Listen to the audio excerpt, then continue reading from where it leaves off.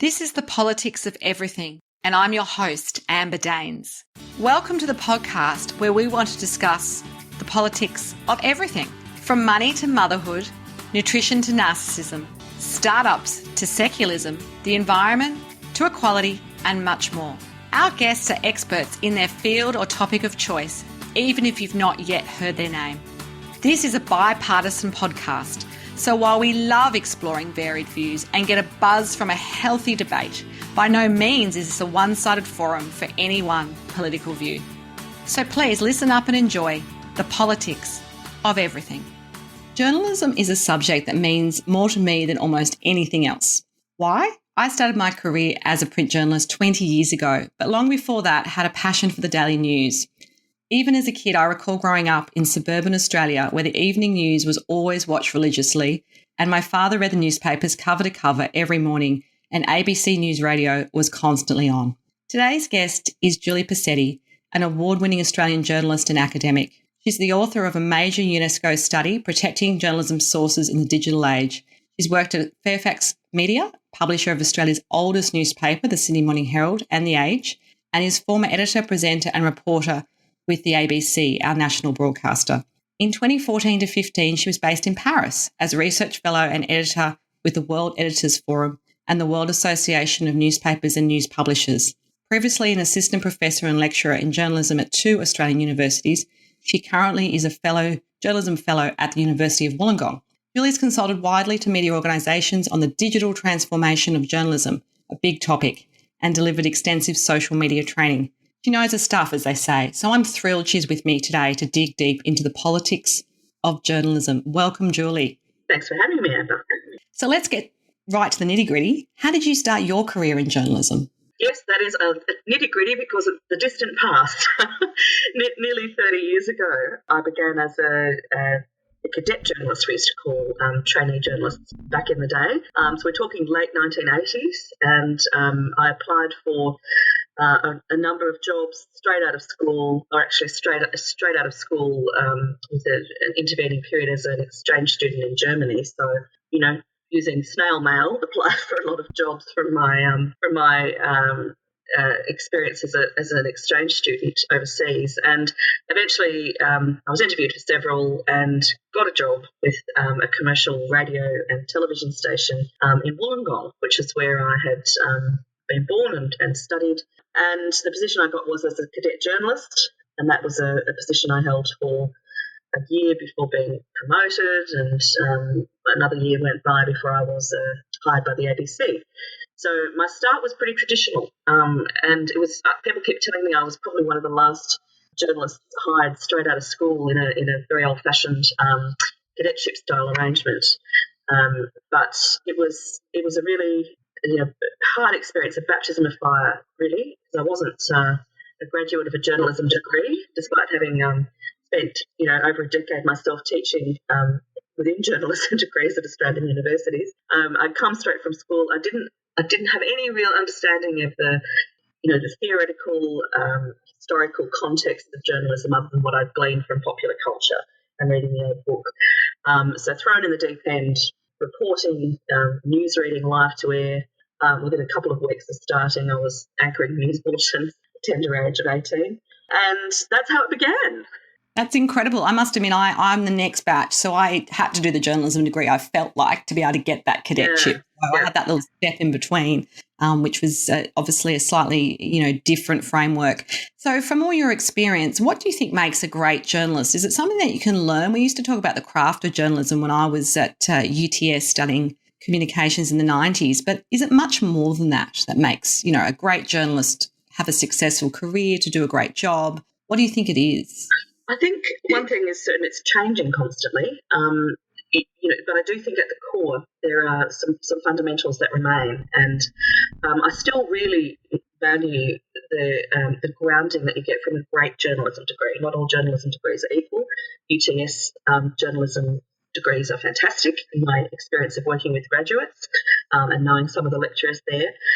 But the fundamentals are capacity to tell a compelling story in an engaging way, and that is something that's difficult to learn. Often it's instinctive, but there are frameworks that can be learned in a university or cadetship or traineeship style environment.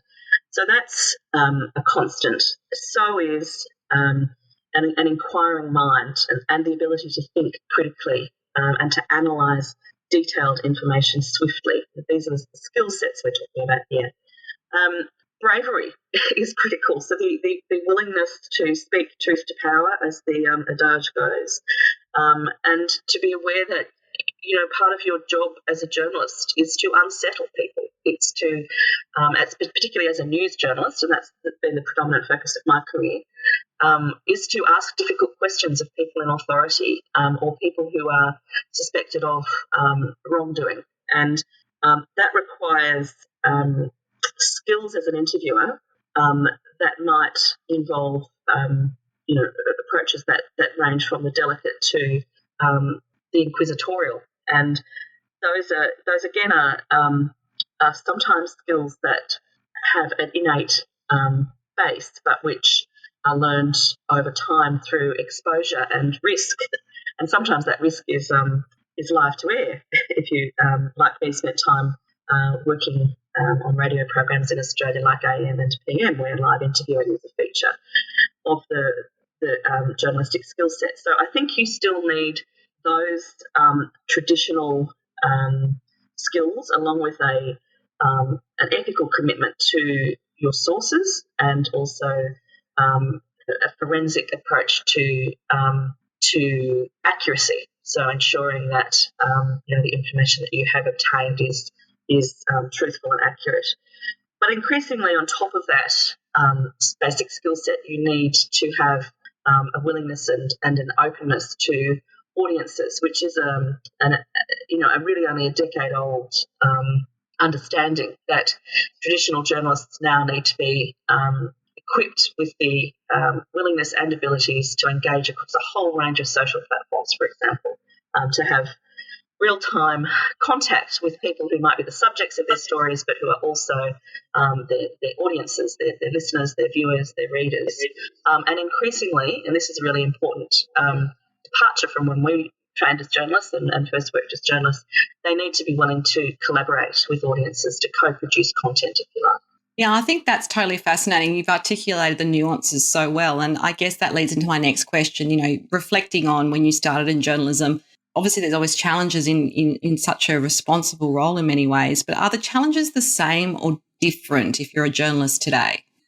I think so. Back on those traditional areas of focus, those challenges remain. So, but they have in some ways increased. So, if we take that pursuit of accuracy, for example, and the forensic assessment of details, one of the flip side factors to all of the benefits that go with audience engagement through social media platforms, which help us to, create more authentic stories and to diversify our sources and to ensure we have ways of distributing our content that go beyond the traditional delivery means.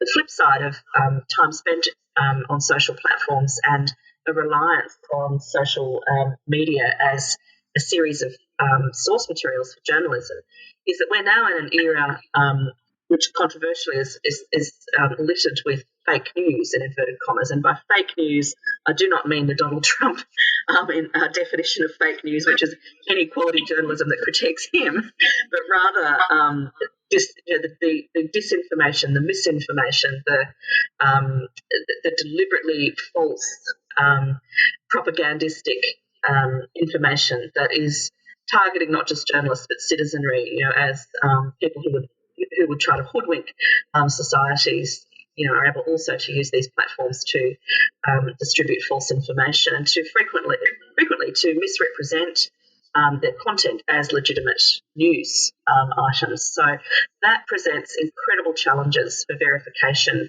principles and disciplines, and it also means that journalists have to focus much more clearly on the challenge of trust with audiences, trust that sources can have in them. And I think that is if I'm speaking from a 2017 perspective, one of the most challenging issues that we're struggling to deal with. I'm just at the moment working with a colleague from the World Editors Forum on a new curriculum that we're developing for UNESCO that's based on fake news and designed to equip journalism students and also professional journalists with the skill sets necessary to recognise and combat that scourge of fake, false and misleading information. So that's one. And I think that's really powerful. Just to cut in there, I just think sure. that bit about the fake news is, it's interesting. Like, I even think, oh, well, I've got a really good radar for news and what constitutes, vetted information, if you like, through the standards that us as trained journalists understand better. But I think it's really blurring, and I think even that responsibility that outlets like Facebook have, where they kind of feel like we're not really publishers, we're just sharing information. But I think there has to be some sort of responsibility, and I'm curious to know what your view on that is. I mean, where does the buck stop when it comes to this? Look, it's really complex, and it's not black and white. Facebook, I believe, is a news publisher, despite protestations to the contrary. They are these platforms, particularly Facebook, with its extraordinary reach, is a gatekeeper, a new style of gatekeeper. We used to refer to journalists and news organisations as the gatekeepers of information, and this is now distributed. And Facebook, arguably, is the most powerful gatekeeper we have globally. Despite the fact that Facebook is, blocked in places like China, it still has enormous power and reach, and enormous capacity to influence political processes, for example.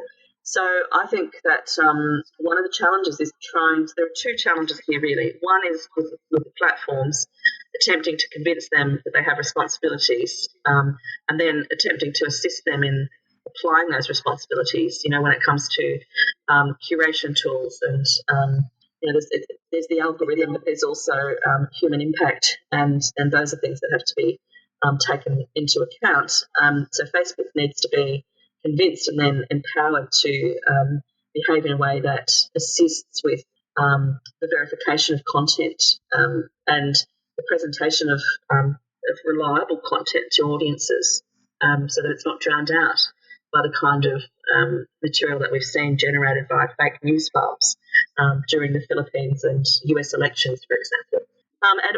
They're really great points. Actually, I'm just thinking about it, and I'm also, really conscious of generationally. There's a whole generation of people from the millennials down, if you like, that don't even read newspapers, don't read traditional, they wouldn't watch 7:30 program, which I would watch, and so for them, social media and that reliability of information becomes key for them to make informed decisions.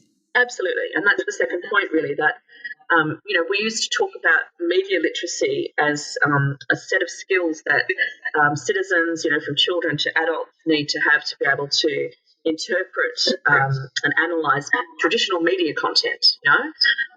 Now media literacy again has to be distributed, and that needs to be, I think, much more carefully embedded in education, because we have, I have an 8-year-old child, and you have young kids as well, and since my little girl was before she was walking, she was interacting with devices that distribute content, where there are no traditional even in utero, Julie. I love it. Even in utero, it's true. but I'm looking at her, and I'm looking also at this from an educational or pedagogical perspective as well, as a journalism educator. That critical thinking is absent even in the 18-year-olds who front up, who elect to study journalism. The sort of critical thinking that we're talking about that allows you to take information from a variety of sources and distill it and weigh it and verify it. Those are skills, and yes, if you've been through a quality journalism degree, you're likely to emerge with greater capacity than the average citizen to assess information. But we now need those kinds of skills to be embedded in the basic education of every citizen, so that anyone, no matter whether they are a carpenter, a retail manager, a CEO, or a journalist, or a doctor, or a lawyer, that everybody needs to have this basic skill set that allows you to make informed determinations about the validity of information. And I really think, again, this is one of the critical issues of our time in terms of communications, and the implications for democracy are already, the subject of research after those elections that I mentioned, for example. the Philippines is a fascinating case study which came before the US election, where we saw massive disruption and the swaying of large groups of voters as a result of wrong and misleading information. So we have the other challenge in this mix, which is that we know from research that people are more likely to trust information now that is distributed by their peers. So peer-to-peer distribution of content happens predominantly in our culture on a platform like Facebook, which gets us back to the need to have the skills embedded in the recipients of this information, the users of Facebook, and also a willingness on the part of the platform to work with news organisations, for example, to ensure that quality, reliable, verified content is able to be easily surfaced so that it appears more readily in people's Facebook feeds. I think that's great. So changing tack a little bit, podcasting, which is obviously another subject close to my heart, but it's become very important in the modern media mix, if you like, in the past decade or so. And I know you've worked on an award-winning podcast called Phoebe's Fall, which I've listened to. It's amazing. Anyone should go grab it and listen to it. So tell us a little bit about that process for you from a journalist lens viewpoint, and also why do you think audiences are responding so much to the podcast format, even people who perhaps wouldn't watch a traditional media outlet or listen to a radio program will definitely tune into a podcast? Sure. It is a really fascinating phenomenon.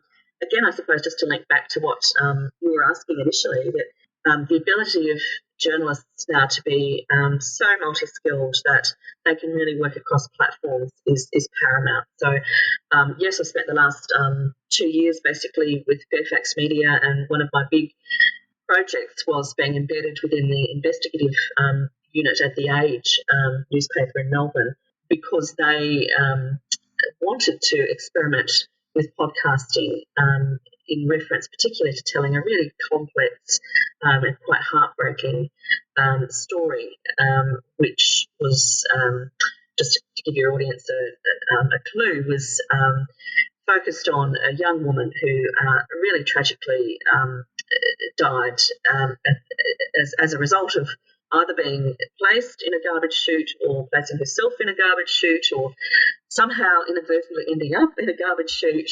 high up in a luxury apartment building, and she plummeted to her death in the most graphic and gruesome circumstances. And they wanted to make a podcast that interrogated the findings of a coronial inquest, and also that allowed them to re-examine this woman's life and the story that surrounded it. So here are a bunch of print journalists, really talented, extraordinary journalists. I was really privileged to work with Michael Batchelard, who's the investigations editor, and Richard Baker, who is truly a star investigative journalist in the sort of traditional terrier sense of investigative journalist.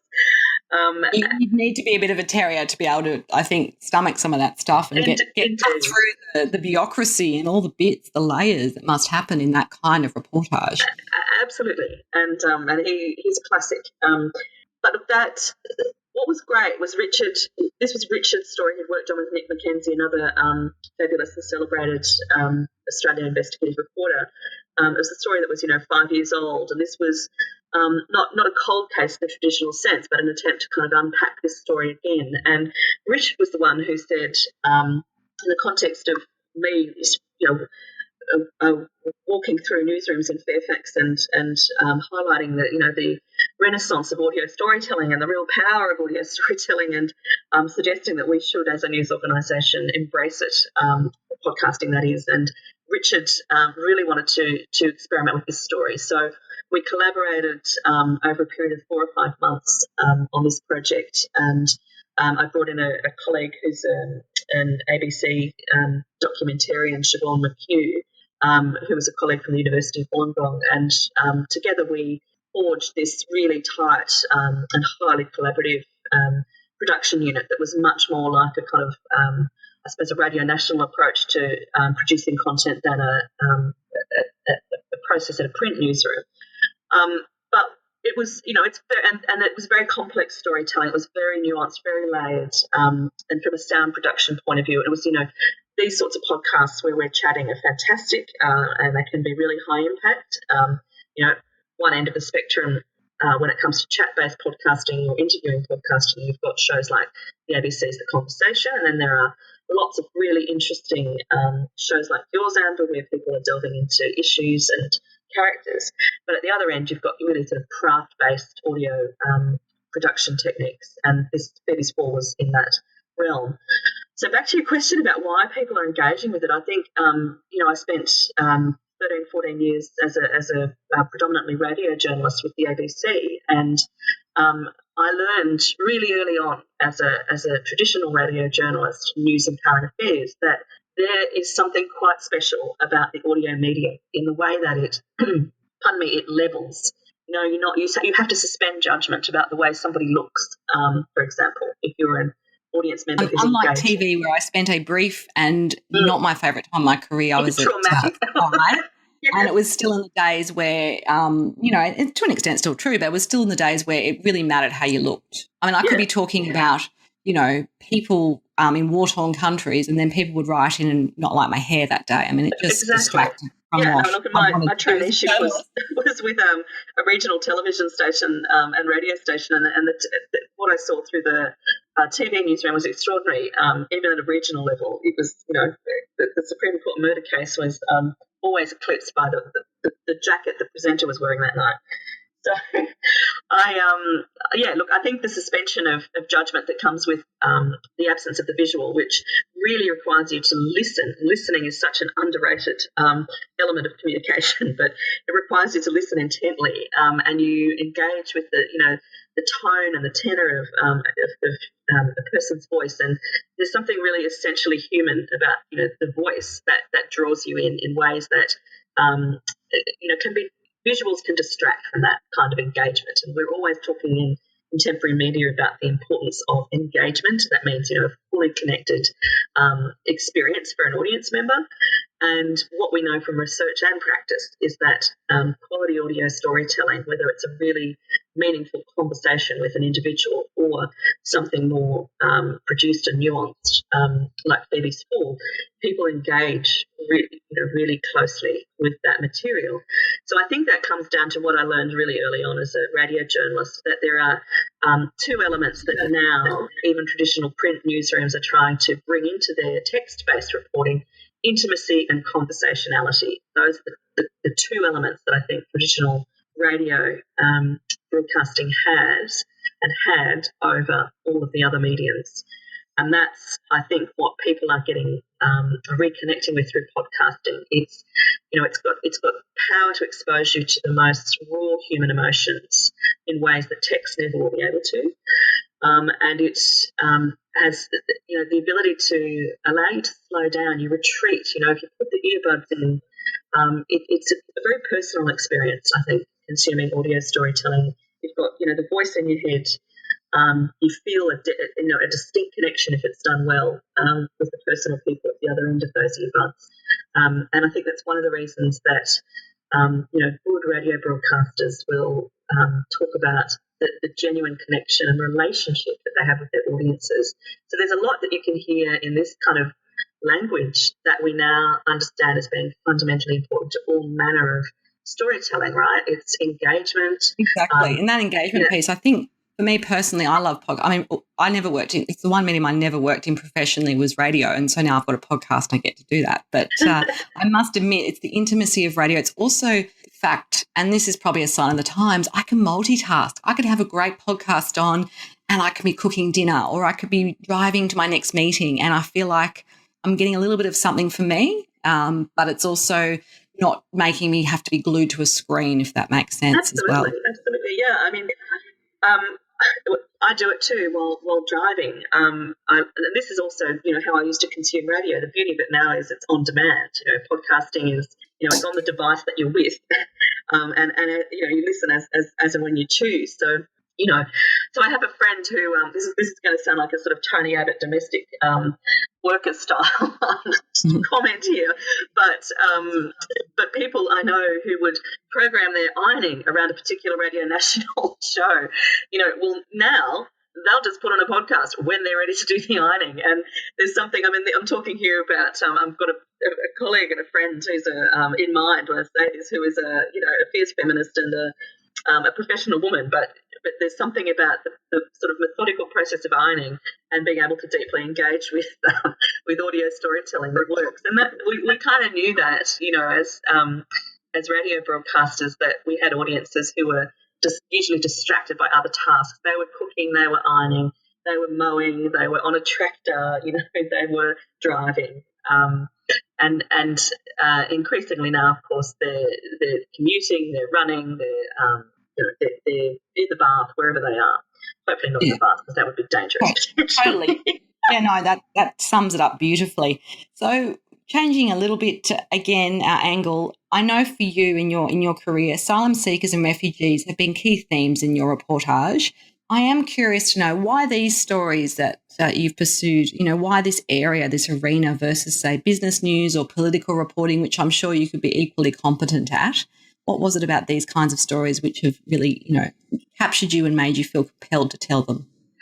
Good question. I was briefly a business reporter, but and in fact, my last task at Fairfax was to executive produce an economics podcast with Ross Gittins and Jess Irvine and Matt Wade, which was a lot of fun, and I learned a lot.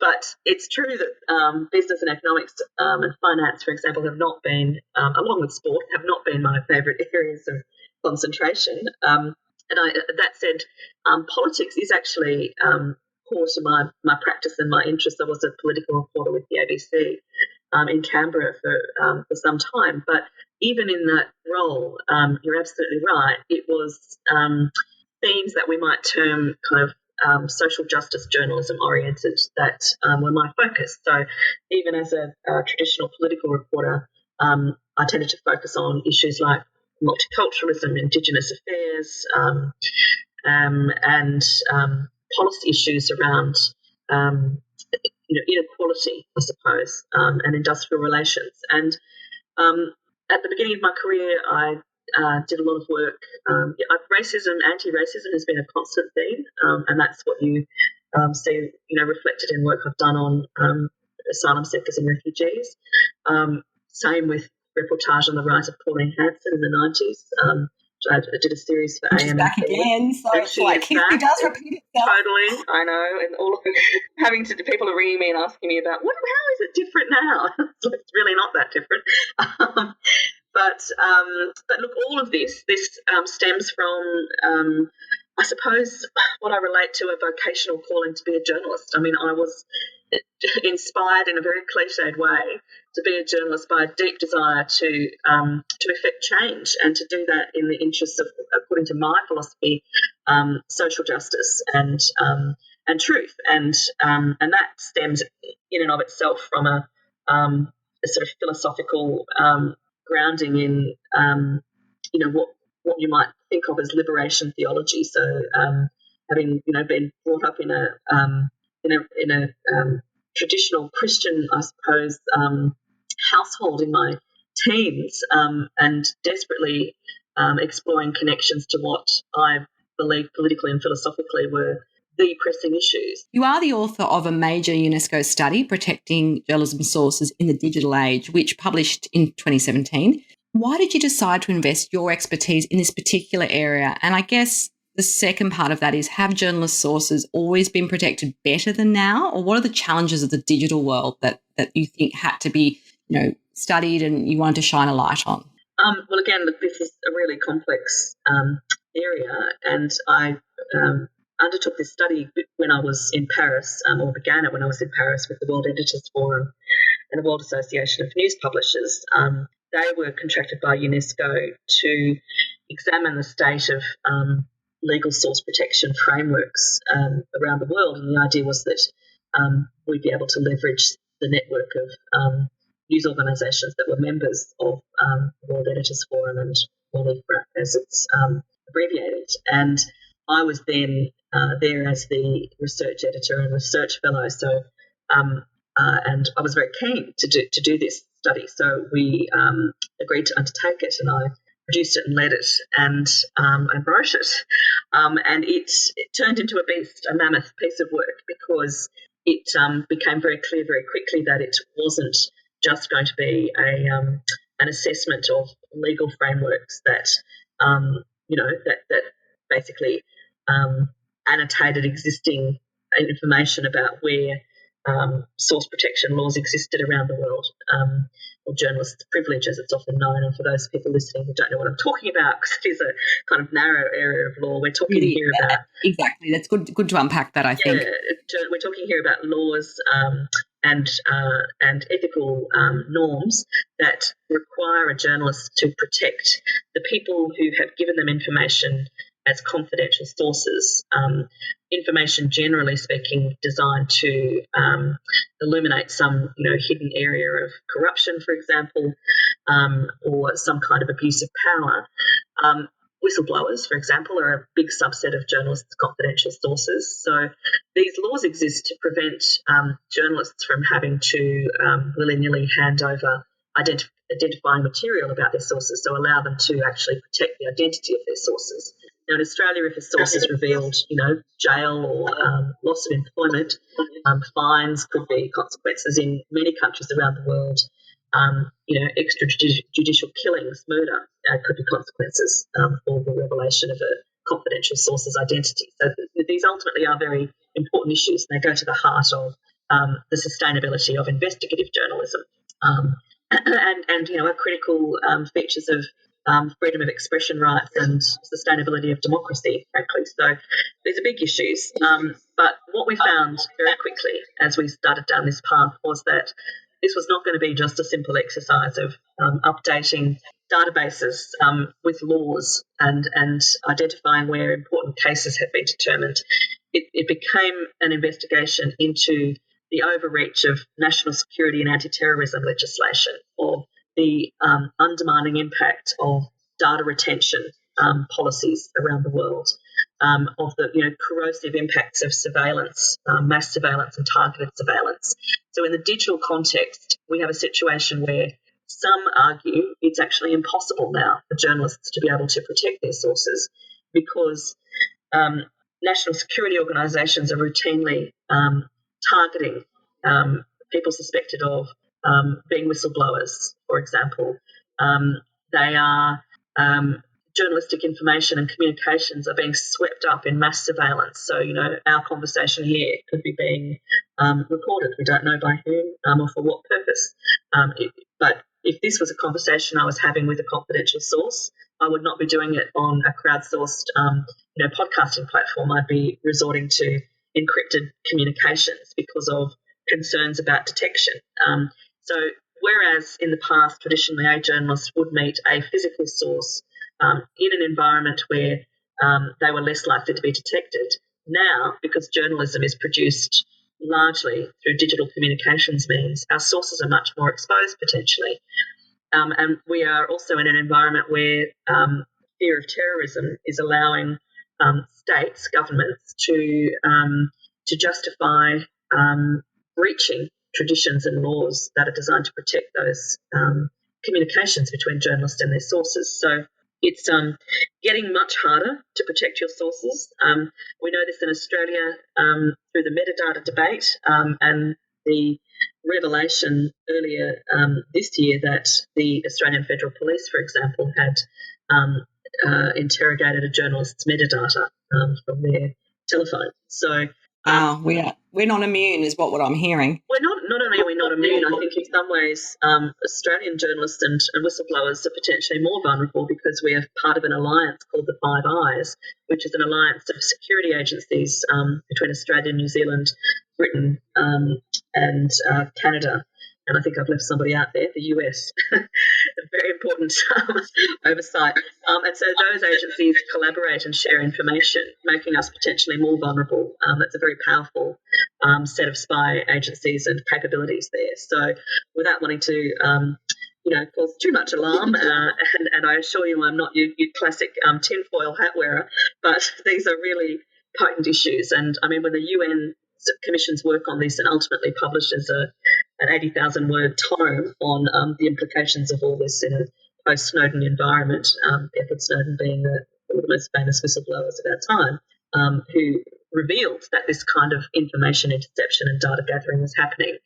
I think, it's time to sit up and take notice. And so one of my missions over the past year since the study was published has been to try and raise awareness within newsrooms and within whistleblower organisations and with governments about the need to offset some of these measures with a commitment to continue the practice and tradition of recognising the importance of confidential sources and the ability of those confidential sources to reach out to journalists. Terrific. So thinking a little bit about the future of journalism, I particularly have some concern for our younger generation in terms of, the aspiring journalists who are going to want to go and do what we've done before, but with very different rules, if you like. What do you think the future of journalism looks like? I mean, is there any kind of signs that this doom and gloom, which particularly is surrounded, say, the traditional newspaper space, where people have, a lot of journalists have been, senior people have been let go, and that doesn't seem any sign of abating. I mean, is there anything you can see that's going to kind of help that next generation? I mean, what's it going to be like? Look, I've been, in Fairfax, as you know, for the last couple of years, and many journalists have taken redundancy, and that is, as part of a seismic shift, a recalibration of traditional news organisations that we're seeing around the world. Downsizing is a feature. And, we could talk for hours about the crisis confronting journalism, but I remain optimistic about the future of journalism in the sense that, investigative journalism, is like a cockroach that will never go away. I think and neither should it. I think that's an important point to make, because one thing I'm really clear about is that good journalism, investigative journalism, it takes time. There are a lot of rabbit holes, and not everything produces content. And in a content-obsessed world, the danger is we, in the essence of wanting to keep profits going, and obviously that's an important part of keeping media buoyant, but we actually cut that off. And I think when we do that, we're really losing a lot about what makes, journalism work. Yeah, absolutely. And I think while there will always be a desire for quality investigative journalism on the part of audiences, and we see that time and time again in the context of crises, whether they're, disasters or and post-disaster relief, for example, or whether they're, massive corruption scandals that expose injustice. People want and need that information. Journalists want to produce that content, but we are certainly going to see a diversification of the kinds of environments in which that information is produced. So I mentioned Amnesty International before. Amnesty International is producing really quality investigative journalism from areas of the world where traditional journalists either can't go or are not being sent by their employers. So we're seeing a kind of a distribution of those processes and tasks. But what I'm wanting to say is I'm not just optimistic about ultimately the future of journalism, although it is likely to look quite different to what we've known and understood to be professional journalism over the past century and a half, for example. I'm very optimistic for young people studying journalism because there are new and different and more opportunities to enter journalism in different ways than there were when we were young and seeking a traditional cadetship or traineeship. So what I mean by that is, young graduates of journalism programs can work in and across all manner of organisations doing good, quality storytelling work. They can come into traditional media through new placements, like social media editor. You might have started a newspaper as an audio producer because there's no sort of traditional skill set inside a newspaper to support podcasting, which is absolutely burgeoning. So while I'm really troubled by the sort of convergent crises afflicting journalism, from business model collapse to fake news to the sort of increasing threats to journalists' safety globally. All of these things are massive challenges. The assault on freedom of expression rights, huge. But fundamentally, there is a willingness and I think a collective understanding that we need to defend this, particularly at the core, quality investigative journalism. And I just remain optimistic about the capacity of society to figure out new ways of funding it, new ways of doing it, and new ways of supporting it. And I still think it's, being able to tell important stories that make a difference is such such a vocational calling, but such an important contribution to society. And it's the best job going, really, still, I think, if you can make a living. I love it too. I know my passion for journalism runs deep. And it's interesting you say that about, Amnesty producing content. Just as a little side tip, I went to some forum, you might have heard this as well. The biggest employer of cadet journalists is actually the banks at the moment. So that's quite interesting. I'm hoping that's for good. And, not all banks are evil, of course. They do some great things in communities, but it's just, and we all need banks because, that's how the world works. But I just thought that was totally fascinating. I would never have considered that 20 years ago when I was going into my career. Yep, and I think that one of the things that journalists can bring to all manner of organisations and, to policy departments of government is that ability to assess information, to verify information, and to weave a narrative around it that makes it digestible. I mean, that's a pretty important contemporary skill set across a range of professions now. Absolutely. Well, my final two questions are always the same for my guests. And the first one is around any special mentors or inspirational people that have guided you. They don't have to be well-known names at all, but, people that have given you that kind of view and that lens of life that has, I guess, inspired you in some way. Are there any people that come to mind, and what have they taught you about the business of journalism and life? Well, this is not a name that is necessarily a household in Australian journalism, but my very first mentor is somebody I still occasionally touch base with. We still talk about theories of journalism, ethical challenges. It's a man named Andrew Bell who was a TV journalist at Win TV when I was in the radio newsroom that shared a space with Win TV in Wollongong. And Andrew had just, at that point, nearly 30 years ago, just come from Wales, where he'd worked as a regional journalist with the BBC. And he was the intellectual, North Star in that newsroom, and I gravitated immediately towards him. And he saw somebody who really had little clue, despite being a kind of bright spark fresh out of school with an inquiring mind. I didn't have the grounding, and he basically provided me with the sort of context in a pre-internet world, the sort of context I needed, the framework I needed, the ability to sort of, I suppose, apply theory to what it was that I was doing as a young journalist. And I just still think about that as being an incredibly valuable role that Andrew played in my early career. And we've kind of crossed paths over the years, and he's now back at the ABC in Canberra as a senior journalist. And he won't mind me saying he's approaching 60 now. So, and he's mentored so many young journalists during that time.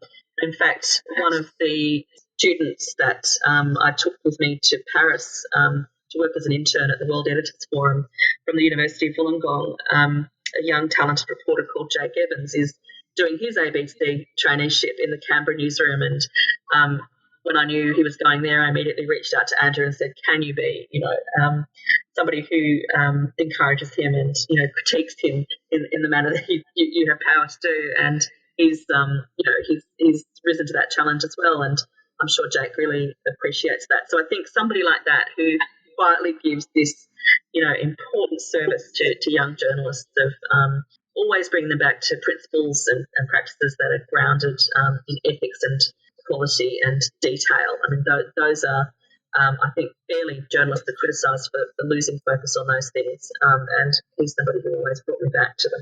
So I think he's the one I'll mention. Perfect. I'm sure there's many more, but he sounds like a perfect role model for you. Just to wrap up, any top or final ideas that you would love to share with listeners as we wrap up? Not everyone's going to be a journalist, of course, but is there anything that you'd like people to understand in the politics of journalism so that when they are watching, listening, whatever they're doing, consuming media, they have have the right perspective on it? Yes, look, there is. I know we're in an environment currently where it's a national sport to bash or critique journalists, and I will say that many journalists, and in particularly some news organisations, are worthy of our collective critique. They are not all shining lights here or anywhere else, but I think that we as a nation need to recognise the extraordinary value of the best of our journalists when it comes to accountable governments, responsible businesses.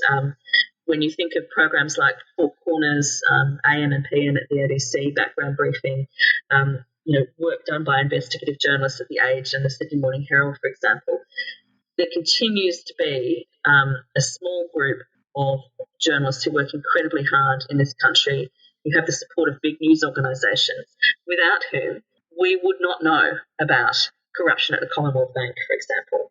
We would not know about corruption within the police service, if you think back to the Moonlight State. We wouldn't know about the abuse of Aboriginal children in detention in the Northern Territory.